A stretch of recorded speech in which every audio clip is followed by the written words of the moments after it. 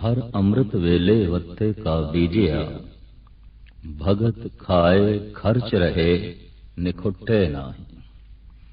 अमृत वेला सच नाम वड़ियाई विचार।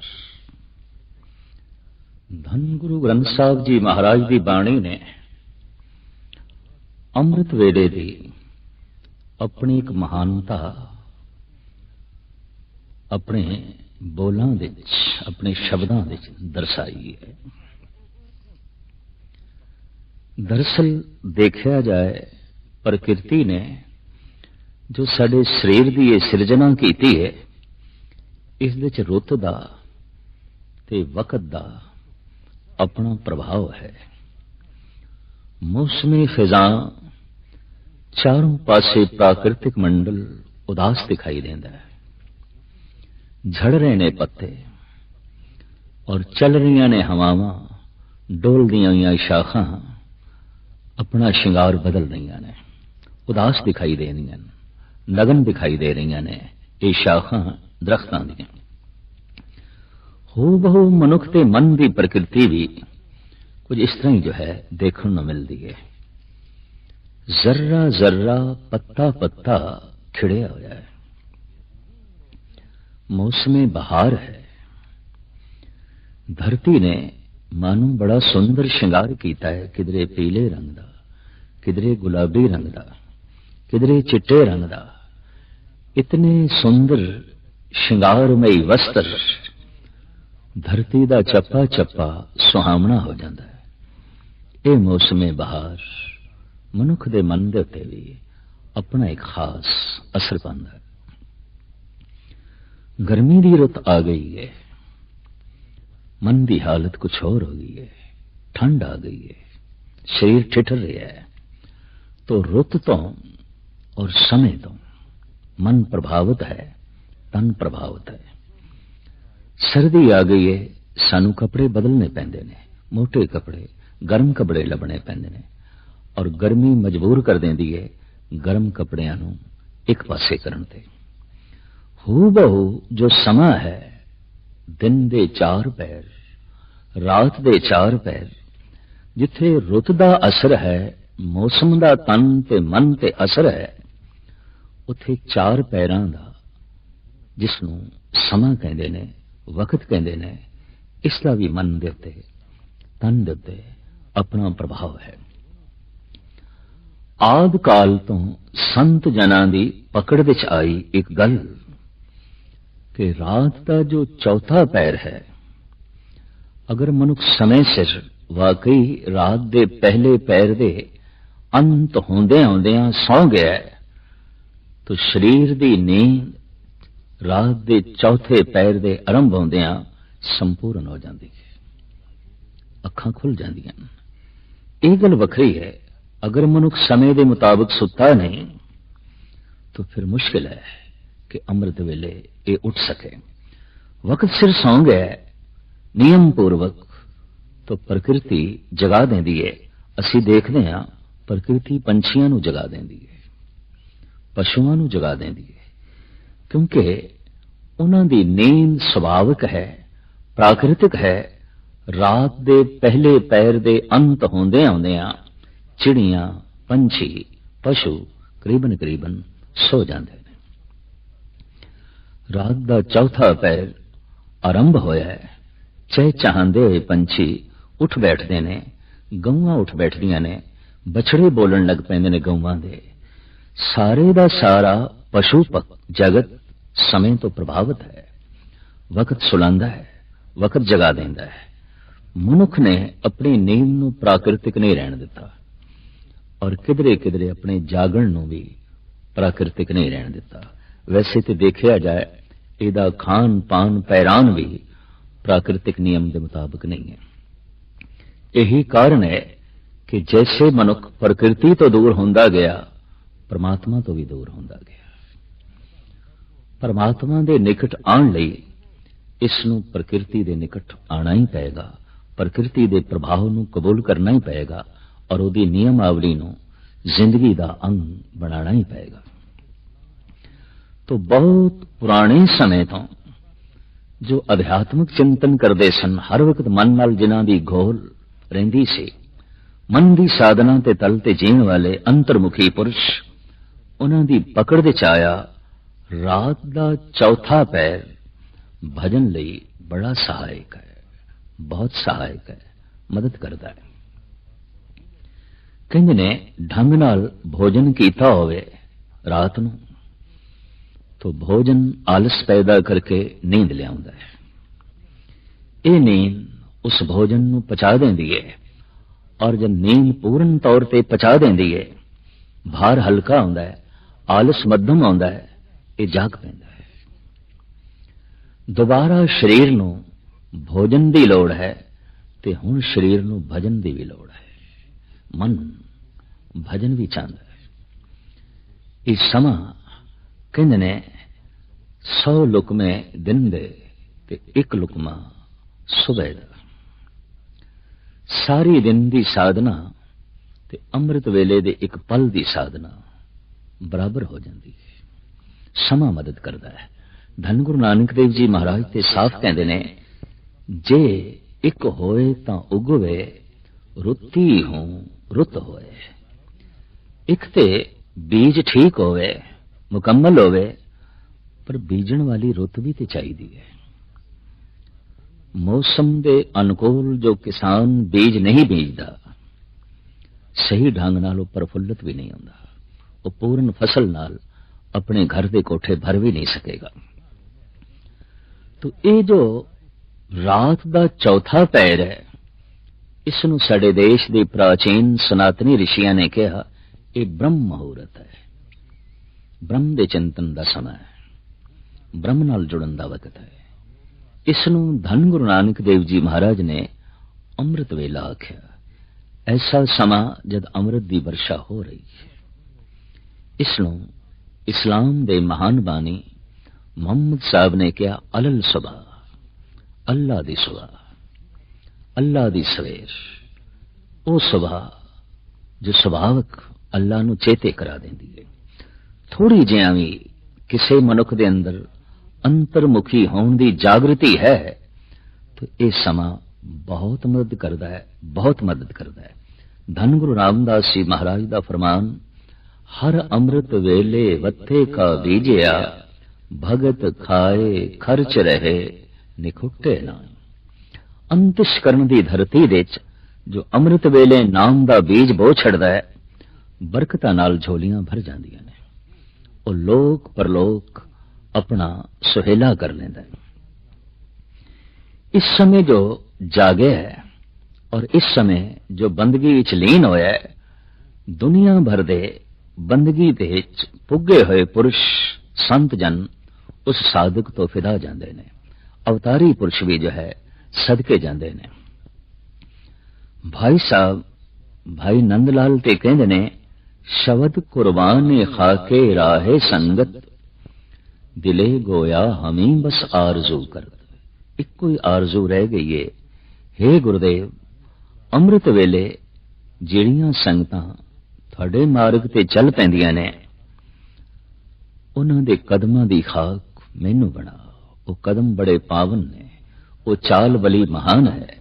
अमृत वेले दी चाल गुरु दी तरफ, दरअसल परमात्मा दी चाल है। ये परमात्मा दी तरफ चलना है और ये परमात्मा तक पहुंचण दा एक महान वसीला है। भाई साहब भाई नंदलाल ते इत्थे तक कहंदे ने, थोड़ी जिहां भी जिस किसी दे अंदर जागृति पैदा हुई है, उसने एक गल समझ ली है कि अमृत वेले जो सुता रह गया है, मानो उदी नींद हराम है, वो हराम सोया है। बेदारी अस्त जिंदगी ऐ साहिबान शौक, गोया हराम करदन आइंदा ख्वाब सुबह। थोड़ी जिहां भी बेदारी जागृति किसी दे अंदर पैदा हुई है, उस मनुख ने आइंदा दे वास्ते अमृत वेले दा सोना मानो हराम कर छड़दा है। भाव नहीं सौंदा, सुभावक वो जागदा है और अमृत वेले तो लाभ उठांदा है, उस समय तो लाभ उठांदा है। भाई गुरदास जी ते एक प्रार्थना करदे ने अकाल पुरख दे अगों। आप कहंदे ने, नख सिस लो सगल अंग रोम रोम कर, काट काट सिखन के चरण पर वारिए। हे परिपूर्ण परमात्मा, मन दी ए भाव दशा बनी है कि पैर दी उंगलियां दे नाखुन तो लैके सिर दे केसां तक, नक सिसलो सगल अंग रोम रोम कर, समुचे शरीर दे रोम रोम दे टुकड़े कर दिते जान मेरे शरीर दे। मेरी ये चाहत, मेरी ये मंग, फिर इन्हां टुकड़ियां नूं की करिए? काट काट सिखन के चरण परवारीए।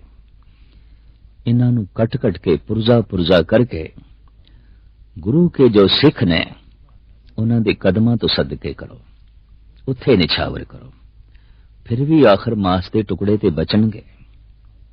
की करिए? आप अगां चल के कहंदे ने, अगन जराए ताहें पीसन पिसाए, लै उडे पवन होए अनेक प्रकारीए। फिर मेरे मांस के टुकड़ियां नूं जला देना, बचियां रहन जो हड्डियां उन्हां नूं पी देना। फिर पवन राणी दे चरनां च बेनती करनी, जोदड़ी करनी, मेरी राख नूं ते हड्डियां दे जरियां नूं उड़ा के ले जाए। आप कहंदे ने, अगन जराए ताहें पीसन पिसाए, लै उडे पवन होए अनेक प्रकारिए।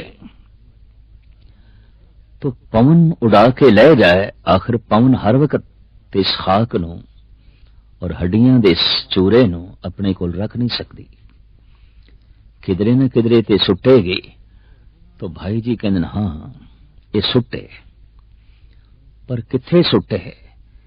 जत कत सिख पग धरे गुरु पंथ प्रात, ताहू ताहू मार्ग में भस्म को डारिए। जिधर किधरे, किसी भी शहर दे, किसी भी कस्बे च, किसी भी थां ते सिख अमृत वेले उठ के सत्संग दी तरफ चल पिया। पवन राणी नूं कहना, मेरी मांस दी खाक ते हड्डियां दे चूरे नूं उसदे कदमां दे च विछावे, उसदे रस्ते दे च विछावे। जत कत सिख पग धरे गुरु पंथ प्रात, ताहू ताहू मार्ग में भस्म को डारिए। तह पद पावकत चरण लिव लागी रहे, दया के दयाल मोहे पतत उधारिए। हे परिपूर्ण परमात्मा, इस तरीके नाल मैं पतत दा भी उधार हो जाएगा। दरअसल अमृत वेले गुरु दी दिशा और जान वाले मनुख दे कदम अत्यंत पावन ने, महान है। चाहो नाल, उमंग नाल जो समय सत्संग दी तरफ चल पिया, जुड़ के कीर्तन सुन रहे है या बैठ के वाहिगुरु मंत्र दा जप कर रहे है, देवी देवते उस तो फिदा जांदे ने, कुर्बान जांदे ने, सदके जांदे ने। भाई गुरदास जी ने इस संबंध विच जो एक पौड़ी की रचना की है, बेशकीमत है और बेमिसाल है। आप कहंदे ने, चरणों दुख होए सुरसरी, तज बैकुंठ जगत विच आई। सुरसरी गंगा मिथ ये कह रही है कि गंगा ब्रह्मे दे करमंडल दा जल है, विष्णु दे चरनां दा जल है, शंकर दियां जटावां दा जल है। ऐसा साडे देश दे प्रचलन है इस मिथ दा। करमंडल दा पानी विष्णु दे चरनां ते डोले है ब्रह्मे ने, ये जल आण के गिरे शंकर दियां जटावां च और उस दे चों ये निकली गंगा दी धार। ठीक जैसे गंगोत्री बहुत उच्ची एक चोटी जद निकलती है, धारा छोटियां छोटियां ज लगदियां ने, वाकई जैसे शंकर दियां जटावां और उन्हां दे चों टपकदा होया ये बूंद बूंद गंगा दा जल। खैर इस मिथ नूं जो रूप दिता है भाई साहब भाई गुरदास जी ने, वो काबिल शुनीद है। चरणों दुख होए सुरसरी, तज बैकुंठ जगत विच आई। 900 नदी 99 68 तीरथ अंग समाई।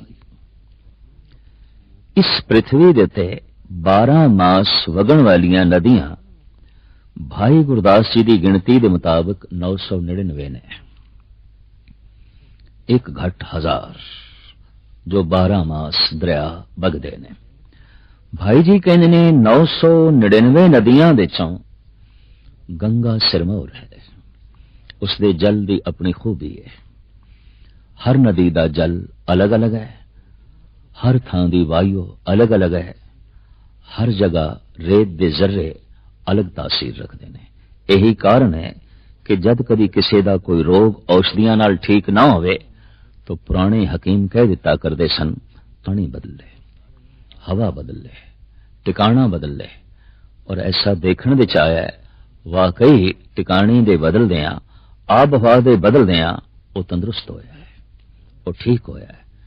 हवा किसी शरीर लई अमृतमयी हो सकती है, जल किसी शरीर लई अमृतमयी हो सकता है। गंगा दा जल शरीर लई इतना लाभकारी मनिया गया कि प्राचीन जो वैद सन, हकीम सन, शरीर शास्त्री सन, उन्हां दी रसना तो निकलिया ते अमृत है। ये ते शरीर लई लाभकारी है। दरअसल आत्म चिंतन करने लई अगर शरीर ठीक नहीं तो फिर मन का आत्म चिंतन करना भी कठिन है, औखा है। शरीर का स्वस्थ होना लाजमी एक शर्त है कि शरीर नूं स्वस्थ रखण विच गंगा दा जल वाकई अमृत दा ही काम करदा सी, एक महान औषधि दा काम करदा सी। बहुत सारियां खूबियां इस विच देखियां गईयां। जड़ी बूटियां नाल स्पर्श करदी हुई ये धारा जद मैदानी इलाके विच आउंदी है तो जड़ी बूटियां दा रस ते उन्हां दी तासीर भी लैके आउंदी है। जद इसका कोई पान करदा इस जल का तो शरीर नवा नरोआ हुंदा है। शरीर दे उत्ते इस जल का अमृतमयी प्रभाव पैंदा है। यह गल वखरी है, उस जमाने च कहा गया सी इस दे कपड़ा निचोड़ना और थुक सुटना महापाप है, जबकि अब बड़े बड़े शहरों के गटर इस गंगा दे पै रहे ने। महापाप व्यापक पद्धर ते हो रहा है, महान गुनाह व्यापक पद्धर ते हो रहा है। अमृतमयी जल नूं किसी हद तक विष बनाया जा रहा है। मनुख ने जैसे अपना जीवन विष बना लिया है, ये अमृतमयी हवा नूं, अमृतमयी जल नूं थां थां ते विष बनाने दे जो है तुलिया होया है। किधरे दी हवा खराब की थी और किधरे नदी नालियां दे जल दे प्रवाह नूं इसने खराब किया है, गंदा किया है, मलिन किया। खैर ये एक अलग विषय है। ये जल अमृतमयी है। इस वास्ते भाई साहब भाई गुरदास जी कहते ने 999 नदियां दे चों गंगा सिरमौर है। 900 नदी 99 68 तीरथ अंग समाई। 68 तीरथ इस दे किनारे ते बने हुए ने। देव प्रयाग, रुद्र प्रयाग, करण प्रयाग, ऋषिकेश, हरिद्वार, बनारस, प्रयागराज दा संगम इत्यादि छोटे वड्डे तीरथ इस दे तट ते बने हुए ने। तीर्थां दी शोभा बनी हुई है। तीर्थ गंगा दे तट ते सुभायमान दिस रहे ने। थां थां ते तीर्थां ते जाके लोकी अपना तन मन इशनान द्वारा सही करने की कोशिश दे लगे रहंदे ने। तो भाई जी कहने 68 तीरथ गंगा दे तट ते बने हुए ने। 68 तीरथ अंग समाई। पहलो की परवान है, महादेव लै सीस चढ़ाई।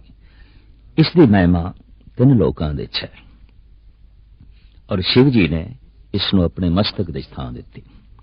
देवी देव सरेवड़े, जय जयकार बड़ी बड़ियाई। बड़ी महिमा है, बड़ी उपमा है। देवी देवते तक उपासना करते ने, नमस्कार करते ने। जब वगदा होया इतना अमृतमई जल इतनी वड्डी धारा, तो दिस पैंदा है प्रभु दी बहुत वड्डी बख्शिश, बहुत वड्डी रहमत। कहंदे ने सालां बद्दी भी गंगा दा जल बोतलां च रख दईए, गंदा नहीं होंदा, बदबूदार नहीं होंदा, वो अपनी असलियत गवांदा नहीं। ऐसी एक औषधि है, जैसे जैसे वो पुराना होंदा जाए ਉਹਦੇ ਚ नवीनता निखार आंदा जाता है। तो वाकई ये जल जल ना होके अमृत है। लेकिन हुण भाई साहब भाई गुरदास जी जो अपना नजरिया अंकित करते ने, वो भी अपनी महानता रखता है। सण गंगा बैकुंठ लख, लख बैकुंठ नाथ लेवलाई। एक गंगा नहीं लखा, और एक ब्रह्मे दे करमंडल दा जल नहीं, लखां ब्रह्मंड है करमंडल दा जल जो ब्रह्मे दे हथ विच होवे। एक शिव जी नहीं, लखां ही शिव जी दे मस्तक दा जल, और एक विष्णु नहीं, लखां ही विष्णु दे चरनां दा जल। सण गंगा बैकुंठ लख, और एक बैकुंठ नहीं, लखां बैकुंठ, लखां गंगा, लखां विष्णु दे चरनां दा जल, लखां ही शिव जी दे मस्तक दा जल, और लखां ही ब्रह्मियां दे करमंडलां दा जल। सण गंगा बैकुंठ लख, लख बैकुंठ नाथ लिवलाई। साधु धूर न पुजने, साध संगत सतगुरु शरनाई। अमृत वेले सत्संग विच बैठ के जो अपने मन की साधना कर रहा है और सुरत शब्द दे जोड़ के बैठा है, भाई गुरदास जी कहते हैं उसके कदमां तो लखां गंगा कुर्बान कीतियां जा सकदियां, सदके कीतियां जा सकदियां। वो इतना महान है। फिर सतगुर दी बाणी ते खुल के कहती है, जन के चरण तीरथ कोट गंगा। ऐसा जो पुरुष है ਉਹਦੇ चरनां दी जिहड़ी धूड़ है मानो करोड़ां गंगा दा इशनान है। उसका आत्म चिंतन अमृत वेले दा चरण जिथे रखेगा रेत दे सरियां नूं अक्सीर बना देगा। इतनी महानता है उस समय साधना करन दी। देखिया जाए पंछियां दे खूबसूरत नगमे उस समय सुनन नूं मिलदे ने, चहचहाट, कलोल, खेड़ा ते खुशी। ऐसे समय अगर कोई सुता रह गया है तो उस तो ज्यादा होर कोई बदकिस्मत नहीं है। और उस समय जो उठ बैठा है आत्म चिंतन लई रूहे जमीन विच, उस तो ज्यादा खुशकिस्मत लभना भी औखा है। वो महान खुशकिस्मत मनुख है। धन गुरु नानक देव जी महाराज दा फरमान, परिपूर्ण परमात्मा दे चरनां दे सब तो वड्डी जिहड़ी भेट है वो भेट अमृत वेला ही है। बस उस समय नूं तू परमात्मा दे अगों रख भाव, उस समा परमात्मा लई है। धन कमाण दा अलग वक्त, भोजन छकण दा अलग, शरीरक क्रियावां दे अलग समय, और समाजिक संबंध, आर्थिक रिश्ते, राजनीति दा वेला, इस दे लई अपने अपने समय ने। पर रात दा चौथा पैर प्रभु नाल मिलन दा समय, ईश्वर नाल जुड़न दा समय। इस समय नूं तू ईश्वर दे ही अर्पण कर, प्रभु दे अर्पण कर। ये समा अपने कोल ना रखें, सुता ना रह जाए। उठ उस समय। और ये उठना एक बंदगी है, उठना एक इबादत है। यही कारण है कह दिता गया ये सुबह सुबह अल्लाह दी है, ये सुबह, ये सवेर, ये मुहूर्त ब्रह्म है, ये समा अमृत वेला है, अमृत दी बरखा हो रही है। दरअसल कहते ने उस समय माया सुत्ती पई हुंदी है। माया दे सुते रहने तो मुराद यह है, अक्सर लोग सुते पे ने तो दुनिया जो सुती पई है तो बोल भी बंद ने। करीबन करीबन 90% जो मनुख दे बोल होंदे ने समाजिक होंदे ने, आर्थिक होंदे ने, राजनैतिक होंदे ने, और उन्हां बोलां दे नाल वातावरण मलीन होंदा है। उन्हां बोलां दीयां तरंगां चारों पासे छा जांदियां ने। नवे नवे इबादत करने वाले बंदे नूं, ध्यान साधना करने वाले बंदे नूं ये बोल और उन्हां बोलां दीयां तरंगां प्रभावित करदियां ने। नाम जुड़न दे च बाधा खड़ी कर देंदियां ने। तो जगत ते सुत्ता पे है, ये तरंगा पैदा नहीं हो रही। ऐ मनुख, तो उठ बैठ, अपने अंदरों आध्यात्मिक तरंगा पैदा कर, ताकि परमात्मा की बख्शिश जो बरस रही है ओदा तू पात्र बन सके और अपनी झोली दे जो है पा सके। धन गुरु नानक देव जी महाराज ने इसनों ऐसा कहा, अमृत वेला सच नाम वड़ियाई विचार। अमृत वेले उठ के सच्चे नाम का चिंतन ते उस वड्डे दियां वडियाइयां दी विचार तू कर। यह गल वखरी है कि दिन भर भी तू विचार कर सकदा है, पर वह तरंगा उस विचार नूं गहरा नहीं जान देणगियां जो चारों पासे फैलियां हुई ने। रात नूं शरीर विश्राम दे जाना चाहता है तो शरीर की चेतना, शरीर की शक्ति सारी सुकड़ रही है, मुश्किल है। उस समय तू संघर्ष करके प्रभु का जो है चिंतन कर सके। ये समा, ये वक्त मदद करता है। जैसे पहाड़ ते एक मनुख निर्भर होके चल रहा है, पर एक ने सिर दे ते एक मन का वजन रखा हुआ है, तो कठिन होगा उसनों जो है चढ़ना।